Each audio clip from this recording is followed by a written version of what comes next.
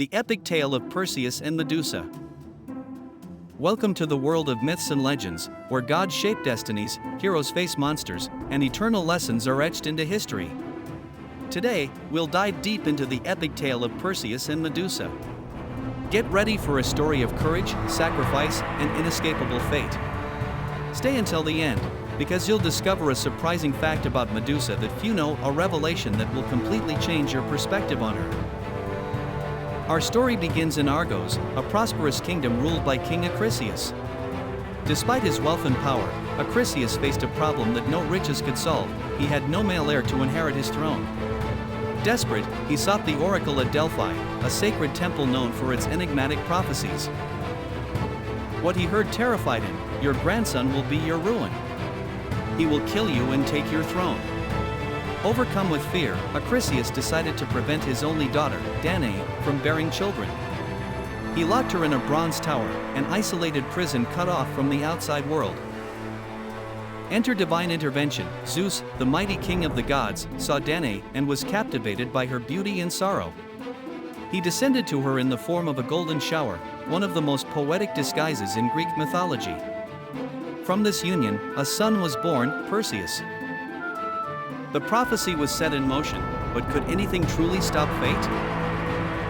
When Acrisius discovered Perseus' birth, his rage knew no bounds. But fearing Zeus and the Olympian gods, he refrained from directly killing the child. Instead, he took a seemingly safer route. He placed Danae and the baby in a wooden chest and cast it into the sea.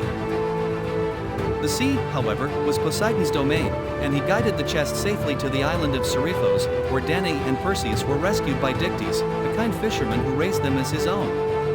Perseus grew strong, intelligent, and determined, ready for the challenges ahead.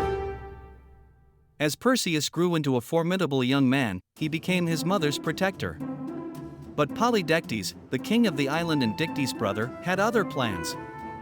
He desired Danae as his wife, but Perseus stood in his way. Using his cunning, Polydectes devised a scheme. He organized a grand feast where everyone was required to bring a special gift. Perseus, without riches, was mocked. In a moment of pride and defiance, he declared he would bring back the head of Medusa, the most deadly of the Gorgons. Unbeknownst to him, this was a near impossible task, but divine help was on its way. Before we follow Perseus on his journey, we must understand Medusa. She was one of the three Gorgons, but unlike her immortal sisters, she was mortal. In some versions of the myth, Medusa was a young woman of unparalleled beauty and a priestess of the goddess Athena. Her fate changed tragically when she was violated by Poseidon in Athena's temple. Instead of punishing Poseidon, Athena turned her wrath on Medusa, transforming her into a monster with serpents for hair and a gaze that turned anyone to stone. This aspect of the myth invites reflection on divine injustice, a recurring theme in Greek mythology. Perseus was not alone in his mission. Hermes, the messenger of the gods, and Athena, the goddess of wisdom, provided their aid. Hermes gave him a curved sword of adamant, capable of cutting through anything. Athena provided a polished shield that acted as a mirror, allowing Perseus to see Medusa without meeting her deadly gaze. The nymphs bestowed three crucial items: winged sandals for flight, a magical sack to carry Medusa's head, and Hades' helm of invisibility for stealthy escapes. The nymphs bestowed three crucial items: winged sandals for flight, a magical sack to carry Medusa's head, and Hades' helm of invisibility for stealthy escapes. The nymphs bestowed three crucial items: winged sandals for flight, a magical sack to carry Medusa's head, and Hades' helm of invisibility for stealthy escapes. Before confronting Medusa, Perseus needed to locate her lair. To do this, he sought the Gree, shadowy sisters who shared a single eye and tooth. With cleverness, Perseus seized their shared eye as they passed it between themselves, forcing them to reveal the Gorgon's whereabouts. This moment highlights not only Perseus' strength but also his intelligence, a testament to his divine heritage. In the lair, Perseus encountered a nightmarish scene: petrified bodies littering the ground, evidence of Medusa's lethal gaze. Using Athena's shield as a guide, he approached while she slept. With a swift and precise strike, he decapitated her using Hermes' sword. From Medusa's blood sprang two incredible beings, Pegasus, the winged horse, and Chrysaor, a giant warrior. Perseus placed Medusa's head in the magical sack and fled before her sisters could catch him.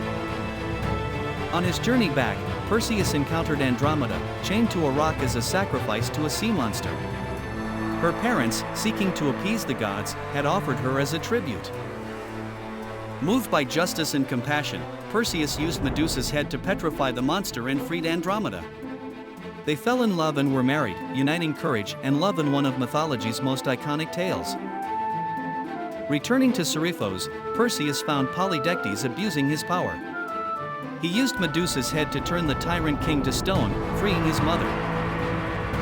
Yet, the prophecy about Acrisius could not be avoided.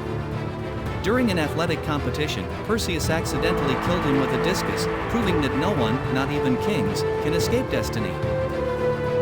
The tale of Perseus and Medusa is not just about bravery but also sacrifice, injustice, and the unyielding power of fate.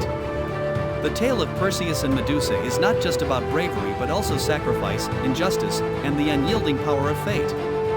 The tale of Perseus and Medusa is not just about bravery but also sacrifice, injustice, and the unyielding power of fate. And here's a fascinating fact: Medusa's head became a symbol of protection in ancient Greece. Her image adorned shields and temples, proving that even something fearsome can become a symbol of power and security.